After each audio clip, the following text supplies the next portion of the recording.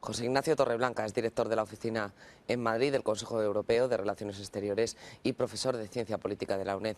José Ignacio, buenas noches. Hola, buenas noches. Italia y España, contra todo pronóstico, deciden bloquear el acuerdo de la cumbre europea si no se da una solución adecuada, que ellos consideren adecuada, a sus problemas en los mercados.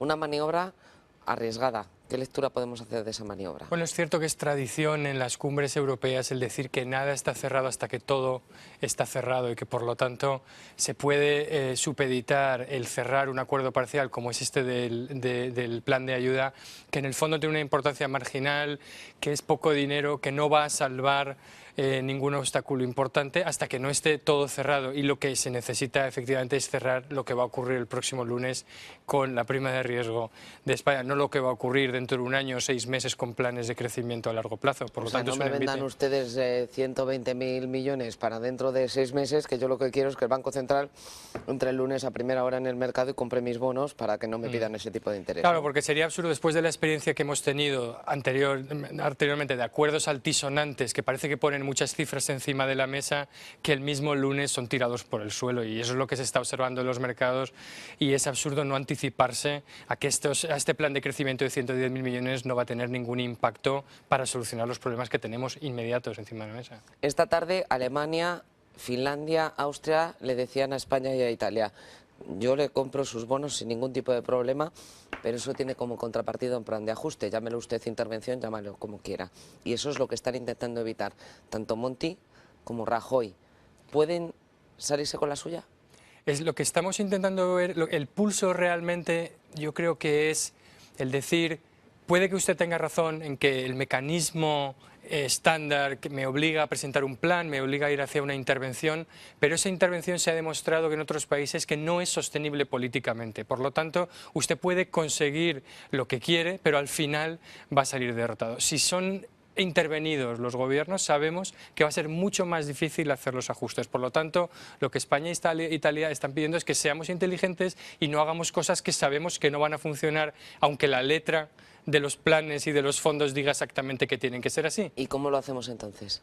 Lo que se quiere precisamente es utilizar la flexibilidad que permiten estos instrumentos para, saltándose la letra pequeña de pasar por esa intervención política, actuar de urgencia el próximo lunes en los mercados, vía el banco, vía los fondos, vía los mecanismos que hay encima de la mesa. El dinero está ahí y tiene que cumplir un fin, ¿no? Por lo tanto, no nos obcequemos en pensar si ese proceso lo vamos a hacer tan bien que al final, cuando se aplique, no va a haber nada que rescatar porque las economías hayan caído o porque estemos en una situación mucho más grave. Es decir, intervenga usted el lunes en los mercados y yo me comprometo a la próxima reunión del Consejo de Ministros subir el IVA, que es lo que me está pidiendo, bajar los impuestos que gravan el trabajo.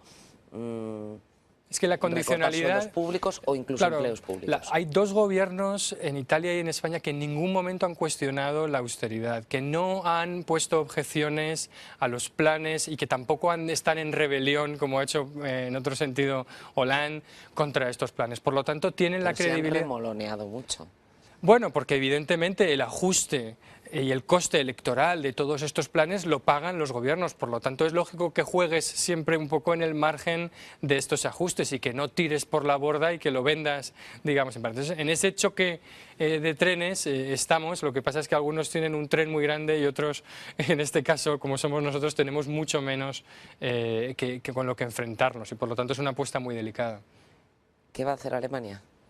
Yo creo que Alemania cada vez está más arrinconada. ¿Sí? Y tiene que barajar esa flexibilidad hasta donde está dispuesta a aplicarla. Tiene que aprender a tener razón y a estar equivocada a la vez, o a tener razón y no poder llevar hasta el final, hasta las últimas consecuencias sus postulados. Es indudable que lo que ellos plantean tiene muchísimo sentido. No podemos hacer todo esto si no hay unos instrumentos adecuados, si no hay una unión fiscal, si no hay una unión bancaria, si no hay una legitimidad democrática. Nadie cuestiona eso, pero estamos en esta pelea entre bomberos y arquitectos, ¿no? Es decir, los alemanes no tienen prisa, nosotros sí. Claro, porque para ellos no es un drama que un país entre en intervención. Hay 3 que han estado ya allí, ha continuado el euro y por lo tanto no ven esa urgencia política y ni siquiera desde el punto de vista económico. Es más, lo que dicen con bastante crueldad es que el mercado está funcionando correctamente porque está asignando el riesgo adecuado. Cuando no funcionaba era cuando Grecia y Alemania tenían la misma prima de riesgo. Por lo tanto dicen, ¿de qué se escandalizan ustedes? Usted tiene la prima de riesgo que se merece, la correspondiente a un país. Y esa señal no la podemos ignorar dándole dinero barato y volviendo, porque usted va a volver a ignorar precisamente esas señales. Entonces, si lo que queremos es dejar que los mercados hagan su trabajo, pues probablemente nos quedaremos sin euro. ¿Y qué papel juega Hollande en todo esto?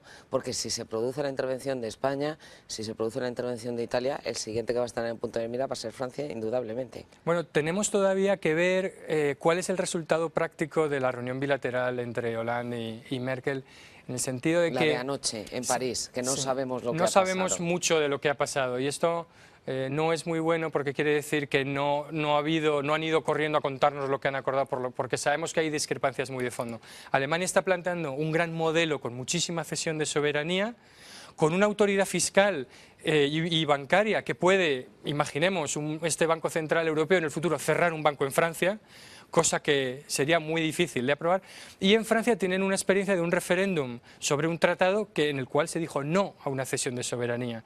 Por lo tanto, Hollande no se puede comprometer a un plan de unión política que sabe que no va a pasar muy probablemente y no va a ser aprobado en un referéndum en Francia, porque ya han estado allí y ya lo han visto, ¿no? Y por lo tanto ese choque entre Alemania y Francia, que Alemania pidiendo un gran modelo y un gran diseño y Hollande pidiendo medidas prácticas sin cesión de soberanía, es la pelea que en el fondo no estamos viendo porque estamos en el corto plazo de qué va a pasar el lunes. Pero esa pelea de fondo, esa disputa es muy grave y realmente no tiene una solución muy fácil. Sin embargo, los grandes acuerdos en Europa se han logrado en situaciones complicadas y se han logrado entre Alemania y Francia y entre izquierda y derecha. O sea, que ahora mismo estaríamos ante el mismo escenario. Solo nos falta saber si hoy tenemos estadistas o tenemos señores que pasan por ahí.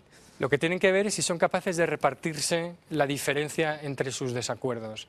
Y en este momento no está muy claro que haya mucho margen en esas diferencias, porque Alemania está en una posición en la que no tiene prisa, no hay urgencia, y yo creo que Hollande todavía, precisamente porque los mercados están muy centrados en España e Italia, tampoco está sintiendo esa prisa de lanzarse al pacto. Entonces, en el momento en que se alivie la presión sobre España e Italia, si conseguimos esto, probablemente tendremos una dinámica de negociación más sana entre estos cuatro participantes, que en este momento están prácticamente desquiciados, cada uno muy presionados por coyunturas temporales muy cercanas del día a día y sus opiniones públicas. Una dinámica de negociación en la que España, como cuarta economía del euro, tendrá algo que decir, o en la situación económica en la que está tan difícil, tan delicada, no se la va a tener en cuenta para nada. Es significativo que González Páramo se vaya del Banco Central Europeo y que no vayamos a cubrir ese puesto, que vayan a poner, o esas son las intenciones que tienen, a un luxemburgués, que no tengamos a nadie relevante en la EBA, en la Autoridad Bancaria Europea, ni en el Banco Central, ni en los órganos de decisión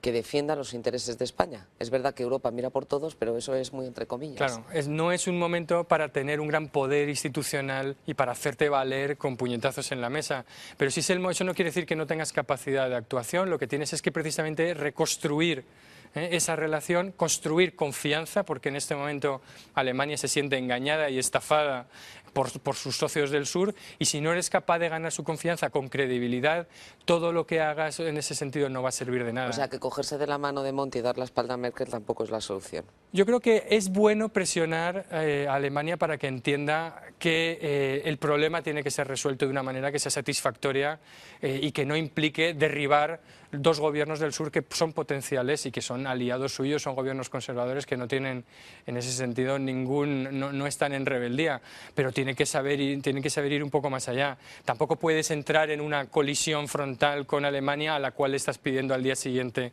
qué tal. Por lo tanto, pero yo creo que esto no es nada nuevo en el ámbito europeo y también hay mucha escenografía y mucho dramatismo de cara a la opinión, porque los líderes tampoco pueden ser arrastrados ni humillados en un consejo delante de todo el mundo y tienen que volver a casa con algo importante. Y hasta ahora ha habido demasiados líderes que han salido de esos consejos europeos totalmente debilitados y han perdido el poder, y eso es lo que se quiere evitar a toda costa, lógicamente. Cederá Alemania, pero cederá, porque parece bastante más dispuesta Merkel, Holanda, Países Bajos, Finlandia, Austria, porque son mucho más duros con España de lo que está haciendo la canciller. Sí, bueno, ellos instigan y azuzan a Alemania y se esconden detrás de También ella. tienen un voto Sí, decisivo. pero a ellos no les está yendo muy bien tampoco con estas políticas de austeridad y precisamente están empezando a darse cuenta de que a pesar de ser los alumnos más aventajados de la clase y ser los más virtuosos, también tienen problemas de crecimiento y les cuesta. En Holanda hemos tenido también este problema. Finlandia está muy sorprendida y tiene esta perplejidad de cómo nos puede estar pasando esto a nosotros si nosotros no hemos hecho estas tonterías que supuestamente han hecho los demás, y están muy preocupados porque su prima de riesgo también está subiendo. Con lo cual, aunque tengan el deseo de apretar las tuercas a los españoles, son cada vez más conscientes de que el sistema no funciona para nadie. Y en Alemania tenemos un debate también que está surgiendo sobre cuál es el coste de toda esta cerrazón y de toda esta locura en términos económicos para la propia Alemania. Es decir, que en algún momento yo creo que nos salvarán no por solidaridad sino por egoísmo, que es lo mejor que puede pasar, ¿no? Sí, nos salvarán en esta cumbre. Saldremos con un acuerdo importante. 24 cumbres, 24 horas, bueno, 25 cumbres, 25 horas, ya sabemos cómo... Así es Europa, ¿no? Así es Europa. José Ignacio, gracias. A vosotros. Buenas noches.